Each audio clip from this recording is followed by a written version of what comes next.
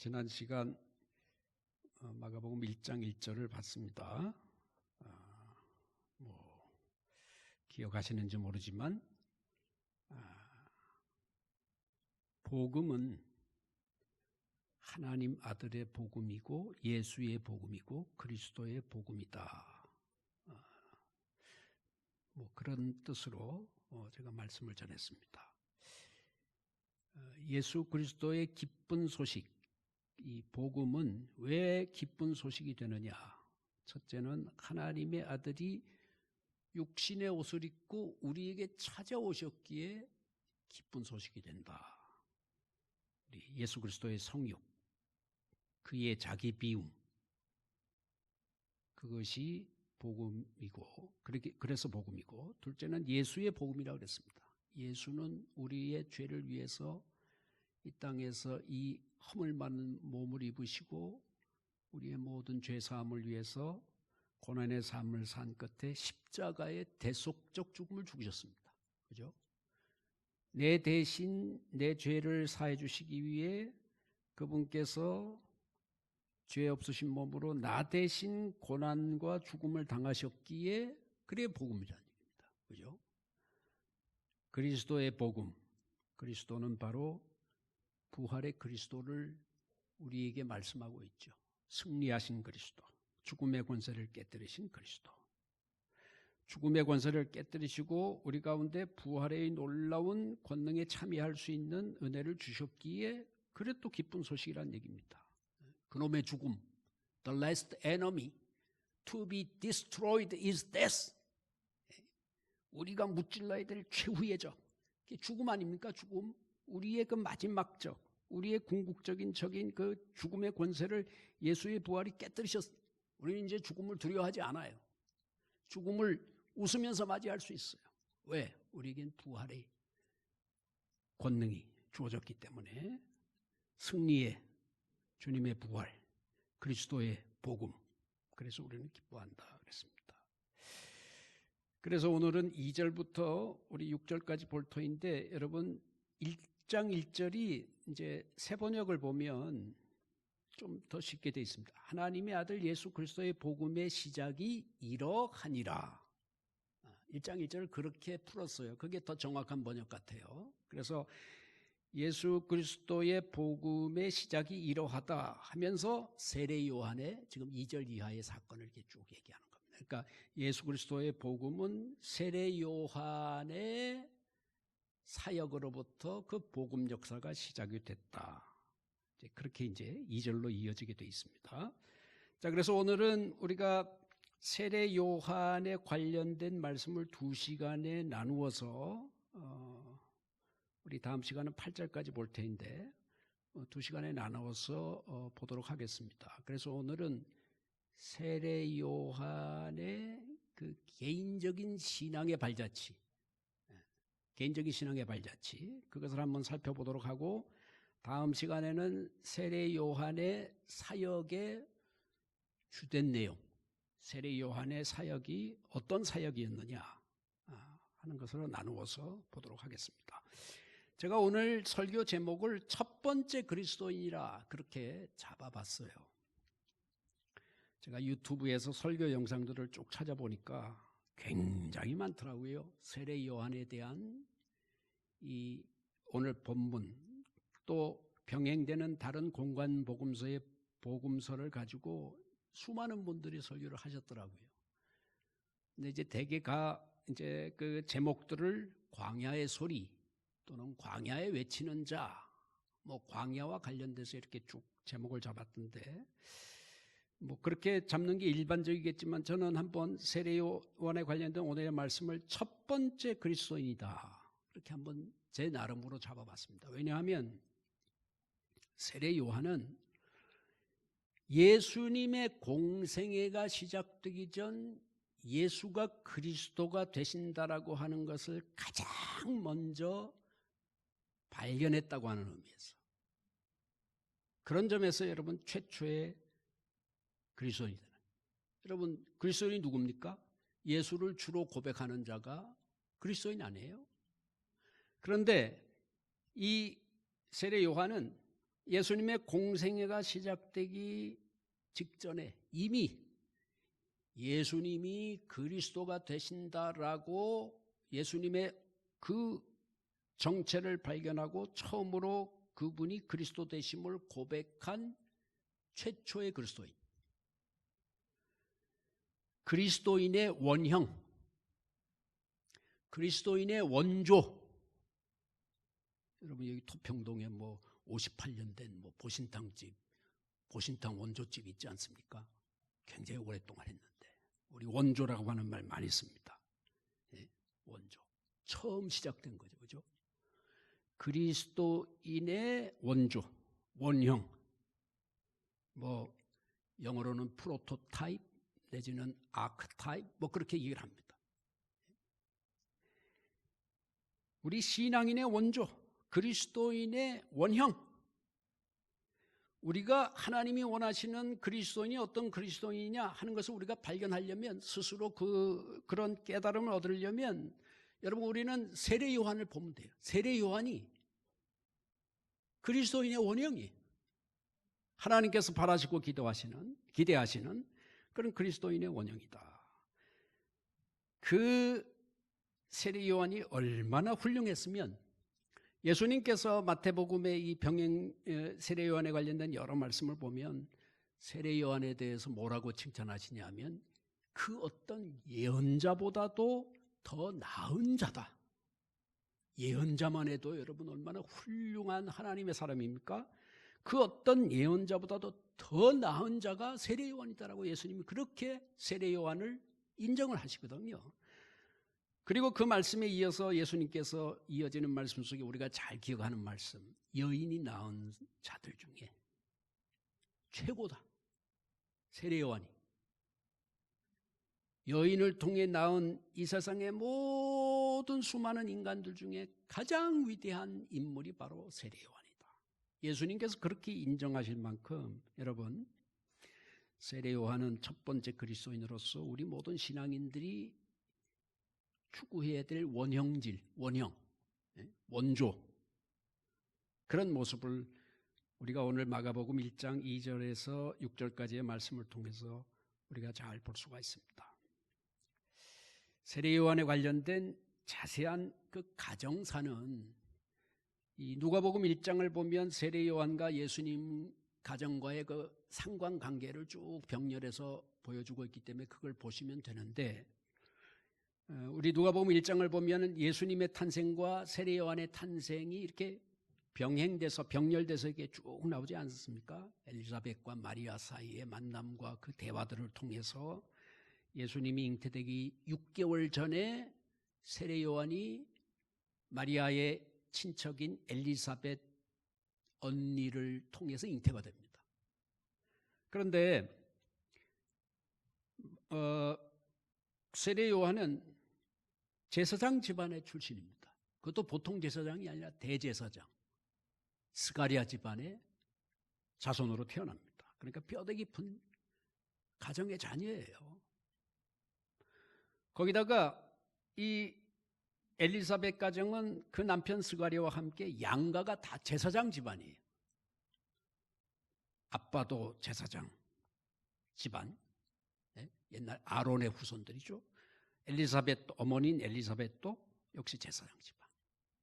그러니까 여러분 양가가 모두가 다 하나님의 택함을 받은 그런 귀한 종의 가정이 제사장으로서 이렇게 안정된 미래가 요한에게는 보장돼 있어요. 요즘 목사님들 그 세습 때문에 사회적인 문제가 되는데 예수님 당시에 제사장은 세습이 되니까 그는 그냥 편안하게 어찌 보면 남들로부터 존경받고 또 제사장으로서 아버지의 대를 이어서 그렇게 삶을 살아갈 수가 있는 그런 집안의 출신이었다는 얘기입니다.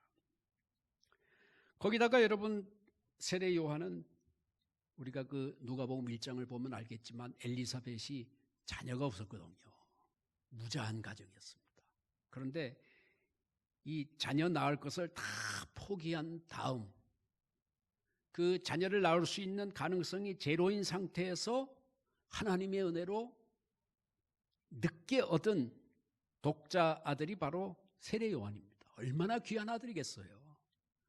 절대 잉태될 수 없는 그런 포기한 상황에서 때늦게 얻게 된, 불가능 속에서 가능하게 된 자손이었으니까 여러분, 얼마나 그 아들이 보통 귀하겠습니까? 여러분 생각해 보세요. 상상해 보세요. 우리가 인간적으로 한번 상상을 해보자는 얘기입니다.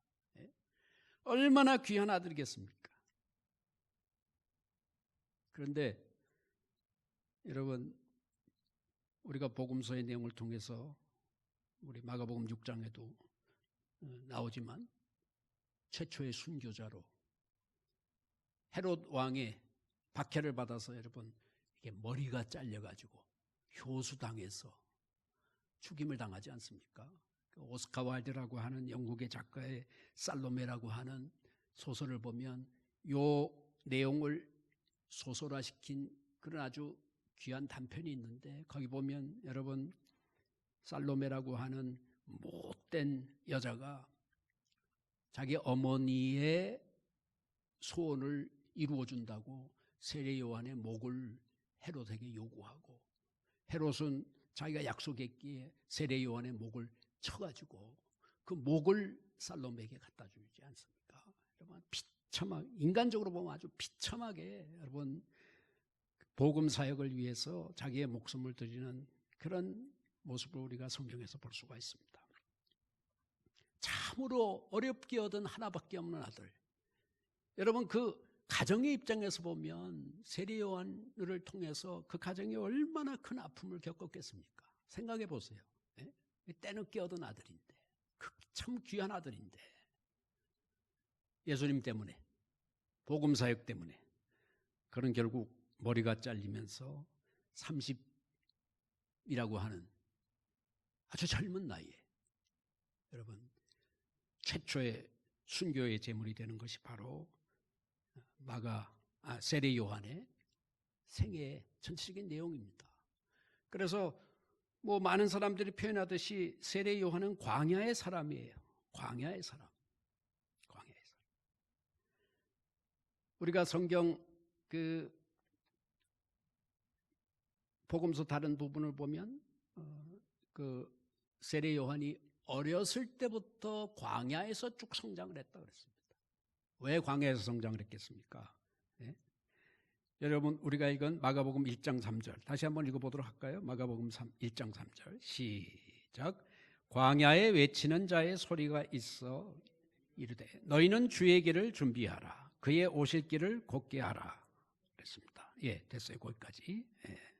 광야에 외치는 자의 소리라고 하는 하나님께서 세례 요한에게 허락하신 그 큰 사명을 감당하기 위해서는 어릴 적부터 광야라고 하는 아주 거친 곳에서 성장하면서 이 이사야서에 예언된 말씀대로 광야에 외치는 자의 소리가 되기 위해서 안락한 삶의 자리가 아니라 여러분 광야라고 하는 아주 도박한 삶의 자리에서 그는 쭉 훈련받고 그리고 그곳에서 예수님이 오실 것을 미리 전파하며 예수님의 공생애를 준비한 그런 아주 위대한 삶을 살았다고 하는 얘기입니다. 여러분 광야가 상징하는 곳이 뭐겠습니까? 그것은 거친 삶의 자리입니다. 편안한 데가 하나도 없어요. 제가 유튜브 영상을 여기 참석하시는 분들을 위해서 보내드렸는데 여러분 저도 뭐 성지순례를 안 가봐서 유대 광야가 어떤지 잘 몰라요. 그래서 설교를 준비하면서 유튜브에 유대 광야에 관련된 그 여행 영상을 찾아가지고 여러분에게 올려보낸 건데 대충 여러분들 보면 그 유대 광야라고 하는 것이 아주 황량한 곳 아닙니까? 나무나 풀포기들을 볼 수 없는 황량한 돌무더기와 그리고 시뻘건 바위들의 연속으로 그런 구릉이 연속된 그런 모습을 여러분들이 다 보지 않았습니까? 그곳이 광야입니다. 의식주 자체가 편안한 것과는 거리가 먼 거친 삶의 자리. 여러분 그것이 광야의 삶의 자리의 모습인데 세례 요한은 하나님께서 자기에게 주신 사명을 이루기 위해서 그 광야라는 곳에서 성장하고 광야라는 곳에서 자기의 사명을 마침내 감당해 나가는 것을 볼 수가 있습니다. 그래서 우리는 먼저 이 그리스도인의 삶의 자리는 이 광야라고 하는 곳이 돼야 된다. 왜냐하면 제가 아까도 말씀드렸다시피 첫 번째 그리스도인 세례 요한이 그의 새까만 후배되는 오늘을 살아가는 우리 그리스도인들을 향하여서 우리 그리스도인들이 어떤 삶의 자리에서 살아가야 되는지를 말씀해 주고 있는 거예요. 우리 그리스도인의 원형된 세례 요한이 여러분 광야의 사람이에요. 그러면 우리는 그의 발자취를 쫓아서 우리들도 광야의 삶을 살아가는 광야의 사람들이 되어야 된다고 하는 것을 우리에게 보여주고 있습니다. 근데 이게 쉽지 않아요. 광야라고 하는 것은 소위 야성의 상징입니다. 야성. 들판 야자. 우리 신앙인들은 들판의 사람들이 돼야 된다. 이 세상이 성경의 교훈을 보면 광야라 그랬어요. 이 세상이 왜 광야입니까? 먹을 것 많고 호화스러운 것 많고 놀 데 많고 우리를 즐겁게 해줄 그럴 자리가 빛과 번쩍하게 많은 지금 이 번영하는 세상이 왜 광야입니까? 육의 눈으로 봐서는 절대 광야가 아니지만 영의 눈으로 봤을 때 이 세상은 죄악이 관영함으로 말미암아서 하나님의 눈에 볼 때는 삭막하기 그지없는 광야 같은 자리라고 하는 겁니다. 우리가 이 세상을 육의 눈으로 바라볼 게 아니고 하나님의 눈으로 영의 눈으로 바라볼 때 이 세상은 광야와 같은 자리다. 그래서 우리는 이 세상에서 광야의 삶, 야성을 우리가 잃어서는 결코 안 된다. 이것이 바로 세례 요한이 우리에게 주는 아주 귀한 교훈이다 하는 얘기입니다. 여러분 무정란, 유정란 아시죠? 무정란, 유정란. 무정란은 품고 있어도 병아리가 되질 않지 않습니까? 유정란은 병아리가 될 수 있는 생명이 그 안에 깃들어 있는 똑같은 달걀이지만 하나는 무정란이기 때문에 병아리로 부화되질 않고 하나는 유정란이기 때문에 그 속에서 이제 병아리가 태어날 수 있는 생명이 그 안에 이제 잉태된 게 유정란 아닙니까? 저는 외람된 말씀이지만 오늘날 이 땅에 그리스도인들이 많이 있지만 이 땅에 그리스도인들도 유정란 같은 그리스도인이 있고 무정란 같은 그리스도인이 있다고 저는 생각을 합니다. 곧 그리스도의 생명력을 품고 살아가는 생명력을 그 안에 감추고 있는 진짜 백이 그리스도인인가 하면 겉은 똑같은 달걀이지만 그 안에 생명이 없는 무정란처럼 생명을 잉태하지 못하는 그런 연약한 그리스도인들이 아마 이 세상에 있을 거예요. 무정란과 유정란의 차이는 뭐냐? 그게 바로 세례 요한이 우리에게 교훈하는 바 이 야성의 차이예요. 야성. 광야의 사람인가? 야성을 세례 요한처럼 품고 사는 사람은 그 안에 유정란처럼 생명력을 품고 이 세상을 살아가는 하나님을 기쁘시게 하는 그리스도인이 될 수 있지만 그렇지 못한 신앙인들도 많다는 얘기입니다. 야성이 없어요. 변화산 기도원을 저도 한번 딱 가봤는데 변화산 기도원 아주 잘 꾸몄더라고요. 아마 이게 안 가보신 분들 한번 가보시길 바랍니다. 이게 대충 다 가보신 걸로 알고 있는데 제가 그곳을 쭉 돌아보면서 가장 마음에 들었던 장소는 어디냐 하면은 그 1인 기도굴이에요. 그 끄트머리 끝에 4개인가 3개인가 옛날 그 기도원 기도 1인 혼자 들어가서 굴처럼 판대 가가지고 조그만 아주 협소한 데서 기도할 수 있는 기도굴이 3개인가 4개인가 있던데 저는 그 자리가 제일 마음에 들더라고요. 여러분 기도는 야성이 넘쳐나야 돼요. 그 광야의 그 거친 생명력 말이에요. 야성을 회복하는 데가 또 기도원이기도 해요. 이전에는 뭐 기도원이 시설이 좋았습니까? 그냥 골짜기 가서 이슬 맞아가면서 비닐 뒤집어 씌우고 골짜기마다 계곡마다 들어가서 소리 지르고 뭐 그게 기도원이지 않았습니까? 여러분, 그게 바로 신앙인의 야성입니다.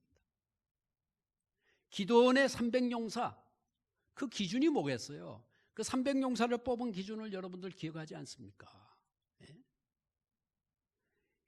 목이 가란데 물가에 가서 물을 먹되, 대부분의 사람은 그냥 시냇물에 자기 머리 쳐박고 정신없이 물 먹기에 정신이 없는데 300명 용사만큼은 아무리 내가 목이 말라도 손으로 딱 떠가지고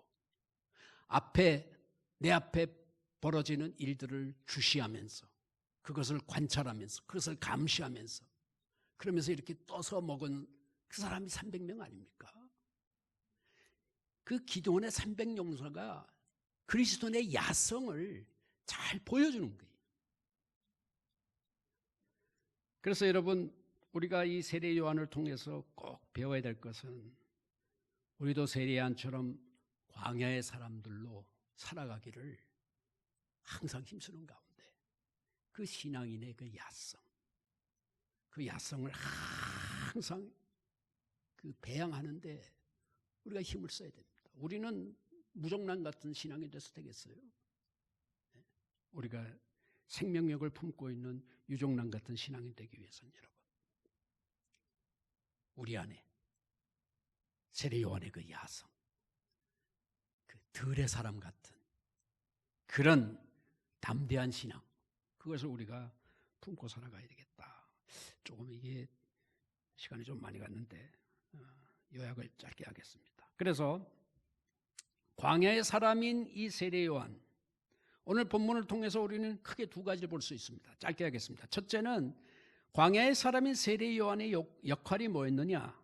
그것이 바로 2절과 3절에 우리가 읽은 말씀 속에 있습니다. 2절 말씀은 말라기서의 말씀을 인용하고 있고 3절 말씀은 이사야서의 말씀을 인용하고 있습니다. 모두가 다 말라기와 이사야에서 메시아께서 오실 때의 징조를 미리 예언한 말씀들입니다. 그 말씀의 요점은 뭐 딴 거 없어요. 메시아가 오시기 전 그 메시아의 오심을 미리 예고하고 미리 준비시키는 사람이 먼저 올 거다. 그 사람이 광야에 외치는 자의 소리다. 여러분, 이건 뭐 그 어려운 이해가 아닙니다. 그 고대 세계의 왕이 지방을 순시하려고 하면 먼저 왕의 사절이 왕이 방문할 그 지방에 먼저 가서 그것을 준비시키지 않겠어요? 뭐 우리 지금도 그렇지 않습니까? 대통령이 딴 나라를 순방할 것 같으면 미리 사절단이 가서 뭐 안전한가, 그 어느 대통령은 뭐 변기까지 이렇게 갈 만큼, 화장실 변기까지 갈아 넣어야 될 만큼 미리 준비를 시키잖아요. 왕이 가는 자리에는 미리 사절단이 가서 그 왕의 행차할 길과 모든 준비사항들을 미리 점검하는 거 당연한 겁니다. 그런 뜻으로 이해하면 아주 쉬운 말씀이에요. 우리 예수님이 만왕의 왕으로 이 땅에 오시는데 그 만왕의 왕 대신 예수님께서 이 땅에 오실 때 그냥 오시겠어요? 안 온다는 얘기죠. 그 만왕의 왕의 준비 사절로 광야에 외치는 자의 소리가 있어가지고 그 자가 메시아의 오심을 미리 알리고 그 메시아의 오심을 사람들로 하여금 준비케 하는 그런 역할을 할 거다. 이게 말라기와 이사야서의 말씀에 공통된 내용입니다. 메시아에 관련된 아주 잘 알려진 예언의 내용입니다. 그 메시아의 오심을 미리 알려주는 소리꾼의 역할이 바로 세례 요한의 역할이었다는 거예요. 세례 요한은 그런 메시아의 오심을 미리 알려주고, 그래서 사람들로 하여금 메시아를 알아보고 메시아를 영접할 수 있는 마음의 준비를 하는 그 모든 사전 작업들을 하는 사람이 바로 광야의 소리로서 세례 요한의 사명이었다 하는 것을 우리에게 보여주고 있습니다. 소리꾼의 역할, 광야의 소리. 여러분, 세례 요한이 첫 번째 그리스도인이라고 그랬습니다. 우리 그리스도인들의 사명도 마찬가지예요. 우리는 소리꾼이에요. 세상의 소리꾼으로 예수님께서 우리를 부르셨어요. 그래서 예수님께서 여러분 위대한 지상 명령, 너희는 땅 끝까지 이르러 내 복음의 증인이 되라. 복음의 증인 된다고 하는 것은 여러분 복음을 증거하려면 소리를 내야 되는 거 아니겠어요? 그런 점에서 여러분 우리도 역시 세례요한처럼 예수가 주 되심을 땅 끝까지 만방에 알리고 전하는 그런 소리꾼으로서 우리 그리스도인의 사명이 있다. 뭐 너무도 우리가 잘 아는 사명입니다. 단지 세례요한은 예수님의 초림을 알리는 소리꾼이었다면 우리는 예수님의 재림을 기다리는 자로서 예수께서 속히 다시 오실 것을 세상 가운데 알리면서 주님 오시기 전 구원받는 자로 하나님의 백성이 될 것을 우리도 열심히 세례요한처럼 세상 가운데 증거하는 그런 사명을 우리도 똑같이 가졌다는 얘기입니다. 우리가 오늘 말씀을 보면서 다시 한번 나는 세상 속에서 세례요한처럼 광야에 외치는 자의 소리를 바라고 있는가? 나는 세상 가운데서 지금 다시 오실 예수 그리스도를 증거하고 전파하고 세상 가운데서 그 목소리를 힘차게 바라고 있는가? 나는 혹시 벙어리 아닌가? 내가 세상 가운데서 다시 오실 예수님, 그 예수님을 언제 모르는 사람들한테 증거했나? 우리가 한번 다시 돌아보면서 그걸 증거하지 못하고 그 소리를 내지 못하는 이유가 우리 속의 신앙인의 야성이 지금 사라졌다는 겁니다. 야성을 가진 그리스도인은 정신없이 외치게 돼 있어요. 상황불문하고 큰 소리로 알리게 돼 있어요. 다시 한번 우리가 예수가 주 되심을 광야 같은 세상에서 세례요한처럼 담대하게 큰 소리로 외치고 전파할 수 있는 광야의 소리로서 하나님 기뻐하시는 그리스도인으로서 살아갈 수 있는 우리 모든 성도님들이 다 되실 줄로 믿습니다.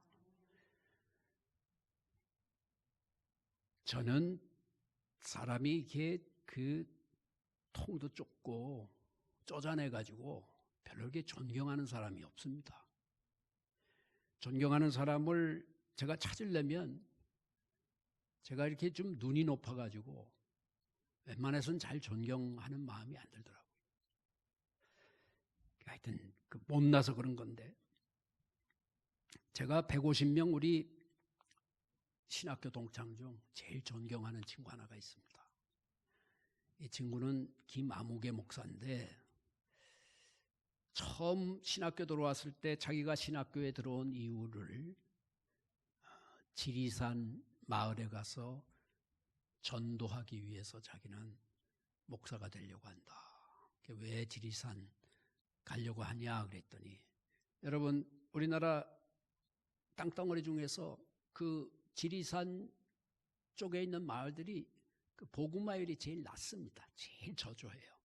제주도보다도 더 저조합니다. 그 이유는 여러분들도 쉽게 상상할 수 있다시피 지리산 자락에는 큰 절들이 많아요. 불교의 영향이 큽니다. 또 하나는 그 지리산은 소위 그 무당들이 많이 옵니다. 소위 그 정기를 받으려고 무당이 많이 와서 그러다 보니까 영적으로 아주 혼탁한 마을들입니다. 그러니까 뭐 웬만하면 불교 믿고 웬만하면 무당 믿지 교회가 힘을 못 써요. 이 친구가 그게 안타까워가지고 자기는 지리산 선교를 위해서 왔다. 그 친구가 서울대 공대를 나왔습니다. 참 똑똑한 친구입니다. 갖고 있는 커리어를 갖고는 여러분 소위 좋다고 하는 교회들을 얼마든지 갈 수 있는 그런 뭐 스펙이라고 하면 목회자로서 스펙을 가진 친구입니다. 근데 그는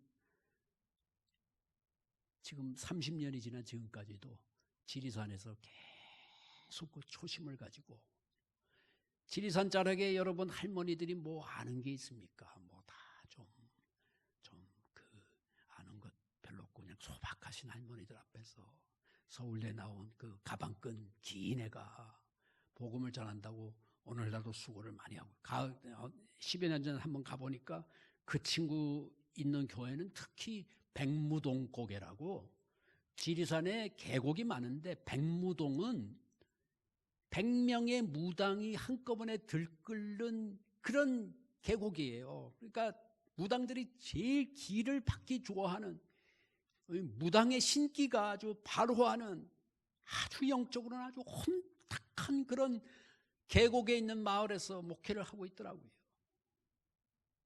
저는 그 친구를 굉장히 존경합니다. 그 친구는 진짜 하나님 기뻐하시는 사역자입니다. 좋은 자리 다 마다하고 하나님께서 자기를 그곳에 쓰시려고 하나 보다 여기고 오늘도 백무동 고개에서 무당들과 싸워가면서 예수의 그리스도 되심을 광야 같은 그곳에서 이렇게 외치고 있거든요.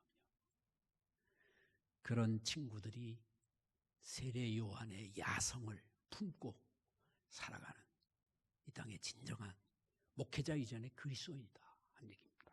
자, 마지막으로 여러분, 그의 역할은 광야의 소리를 바라는 자였다.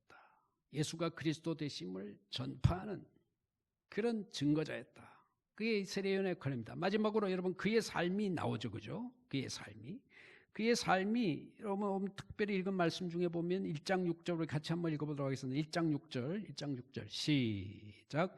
요한은 낙타 토롯을 입고 허리에 가죽대를 띠고 메뚜기와 석청을 먹더라. 요한의 생활상이 여기 잘 나오고 있습니다. 요한의 의식주가 무엇인지 볼 수 있습니다. 약대 토롯을 입었다 그랬습니다. 여러분, 약대는 성경을 보면 저주받은 동물이에요. 부정한 동물이에요. 약대의 털은 그런 점에서 인기가 없어요. 밍크가 아닙니다. 유대인들은 약대를 그 부정한 동물이라고 해서 쳐다보지도 않아요. 싸구려 옷, 저렴한 옷, 허접한 옷, 여러분 그것이 약대 털옷입니다. 거칠고 아주 값싼 옷을 상징합니다. 메뚜기와 석청, 여러분 메뚜기와 석청이라고 하는 것은 여러분 세례 요한의 먹을거리 아닙니까? 메뚜기라고 하는 것은 그 유대 광야에 살고 있는 들 메뚜기 얘기야. 그거 먹고 뭐 먹을 게 뭐가 있겠어요? 거기 뭐 풀 한 포기도 자라지도 않는데. 석청이라고 하는 것은 들꿀입니다. 들꿀. 예? 광야에서 자생하는 거친 음식을 먹고 살아온 거죠. 그리고 광야의 동굴, 그 이슬도 피하기 어려운 그 추운 그 동굴, 그것이 그의 거처가 되기도 했다는 얘기죠. 그죠? 우리는 이 1장 6절의 말씀을 통해서 최초의 그리스도인으로서 세례 요한의 의식주가 어떤지를 볼 수가 있어요. 광야의 동굴이라고 하는 너무도 불편한 삶의 자리에서 그는 잠을 자고, 메뚜기와 석청이라고 하는 허접한 음식으로 간신히 끼니를 때우고, 약대 털옷으로 추위를 이겨나가는 절제되고 검소한 그런 삶의 모습을 우리가 볼 수가 있습니다. 여러분, 우리 최초의 그리스도인인 이 세례 요한은 우리에게, 우리 신앙인들로 하여금 우리의 삶의 모습도 절제하고 또 검소하고 또 소박한 삶을 살아가기를 우리에게 지금 요구하고 있는 거죠. 요구하고 있는 거죠.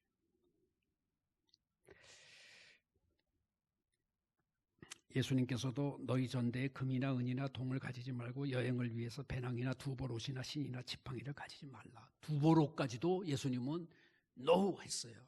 예수님 참 보면 진짜 좀 심하십니다.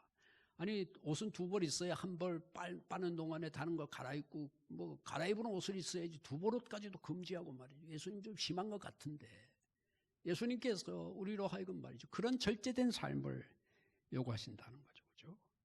요한일서 2장 15절 16절 이 세상이나 세상에 있는 것들을 사랑하지 말라. 누구든지 이 세상을 사랑하면 아버지의 사랑이 그 안에 있지 아니하니 이는 세상에 있는 모든 것이 육신의 정욕과 안목의 정욕과 이생의 사랑이니 다 아버지께로부터 온 것이 아니다.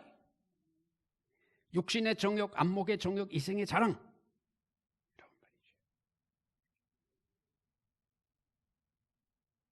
세상은 우리 그리스도인들을 계속 그렇게 꼬드기지 않습니까? 예? 육신의 정욕, 안목의 정욕, 이생의 자랑, 그것을 통해서 말이죠. 우리의 세례 요한이 갖고 있었던 그 그리스도인으로서 야성, 그것을 뺏어가려고 말이죠.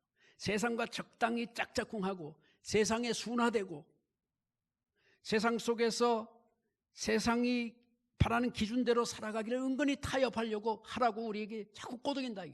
그런 점에서 우리 신앙인의 야성을 자꾸만 빼앗아가는 거예요. 여러분, 우리 선배 신앙인들은 그 삶의 신조가 간단했어요. 먹을 것과 입을 것은 간단히. 여러분, 이것이 바로 우리 선배 신앙인들의 삶의 신조예요.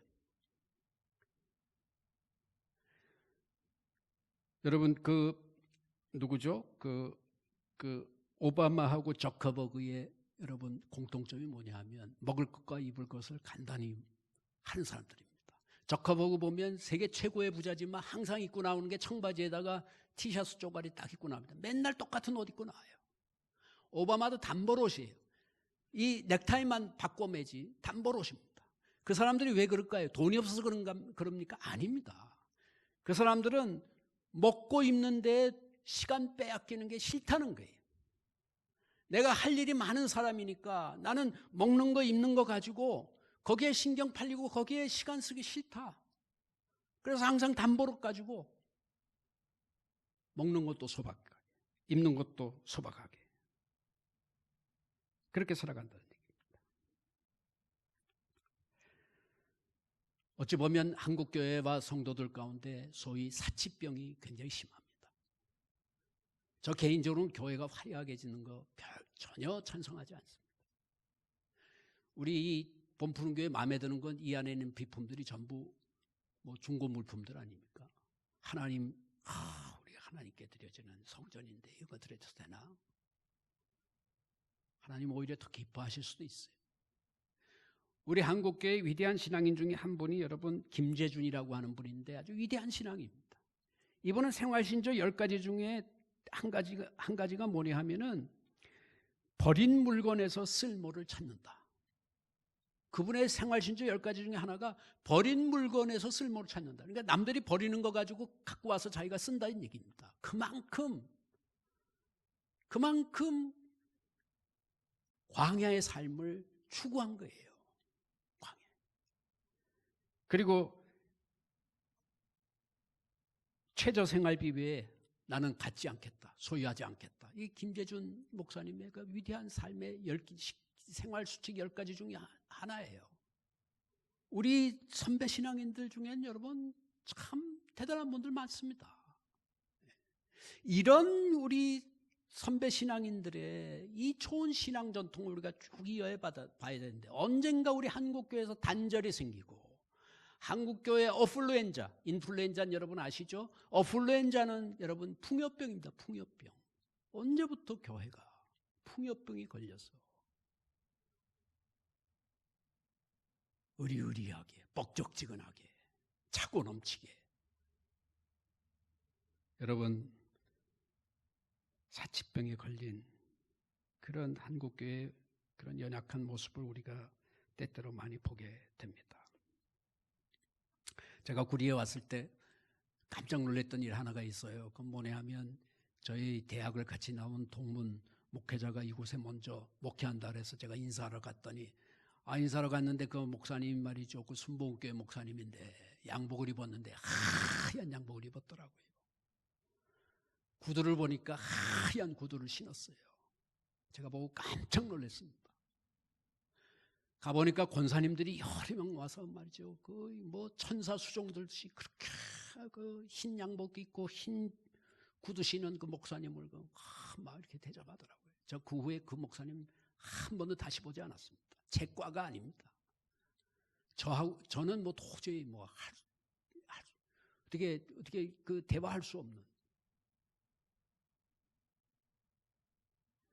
하얀 양복 입고 하얀 구두 신고 어떻게 세례 요한의 야성을 본받아 갈 수가 있겠습니까?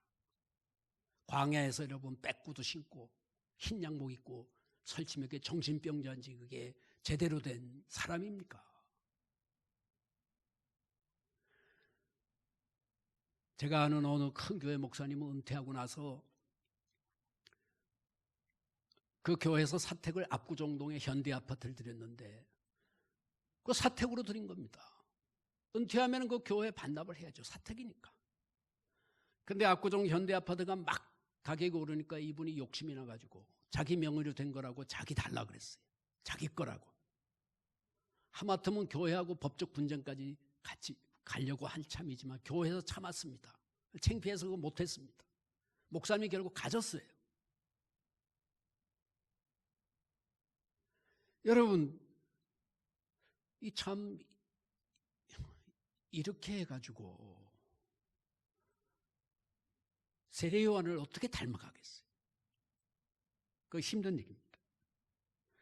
굴이 얼마 오거나 하지 않아서 뭐 사례비 받아가지고 근근히 뭐 허덕이며 생활하는데 제 친구 목사를 어느 날 한 번 보니까 그 친구가 자랑스럽게 얘기하더라고요. 아, 우리 연말당회를 하와이로 간다. 저 이천동에 온으로 시작되는 교회의 부목사인데, 아, 자기 교회 목사님이 뭐 연말 교역자 회의한다고 비행기표 다 사놓고 하와이 가서 일주일 동안 있으면서 회의한다고 뭐 자랑스럽게 얘기하더라고요. 풍요병이 들어도 보통 는 게 아닙니다.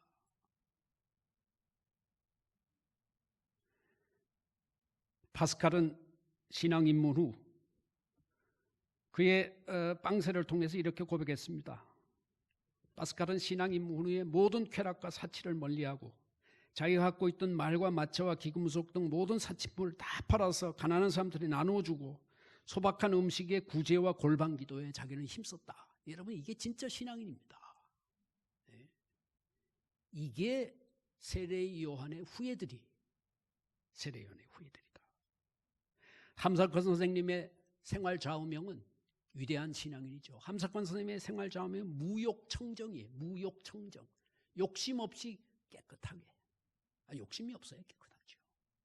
무욕청정. 육신의 정욕, 안목의 정욕, 이생의 자랑, 전부 욕심의 산물들 아닙니까? 우리 야성을 살립시다. 그래서 불끈불끈 솟아나는 이 모든 욕심의 유혹들, 이 야성을 가지고 잘라버려야 돼. 그래야 광야의 사람이 될 수가 있고, 그래야 우리는 하나님이 칭찬하실 만한 복음적인 신앙인으로 살아가게 될 줄로 믿습니다. 기도하겠습니다. 하나님, 이 시간 저희들